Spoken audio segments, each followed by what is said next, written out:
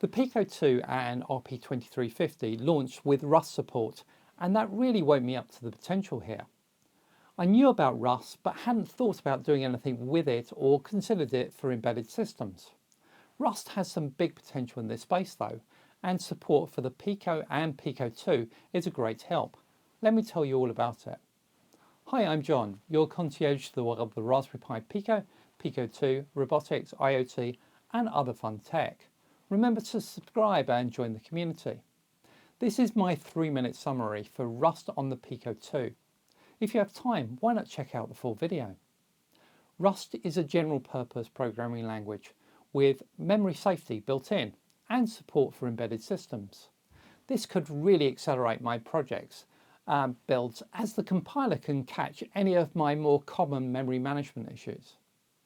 The RP2350 and Pico 2 launched with Rust support, and that woke me up to the RP2040 and Pico 1 also being supported.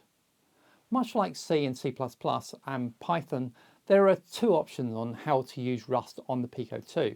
I tried them both, and after installing Rust on my Mac and enabling the target for the Pico 2, I was able to build a Blink application using Embassy RP, the first of the hardware abstraction layers.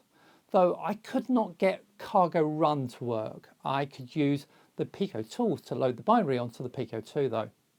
I was also able to produce the same application using the RP-HAL.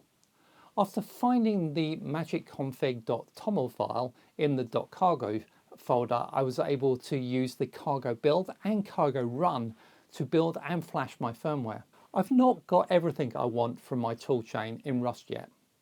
I'm missing a debugger, and in terms of libraries, I'd need there to be a real-time operating system and a micro-ROS equivalent. Still, there is a lot here to like.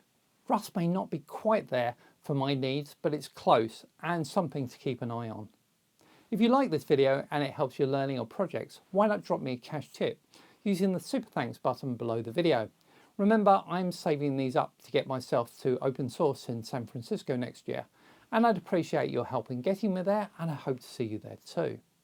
Thank you very much for watching. If you enjoyed the video, then please do hit that like button and please subscribe to my channel so you don't miss the next video. Goodbye for now.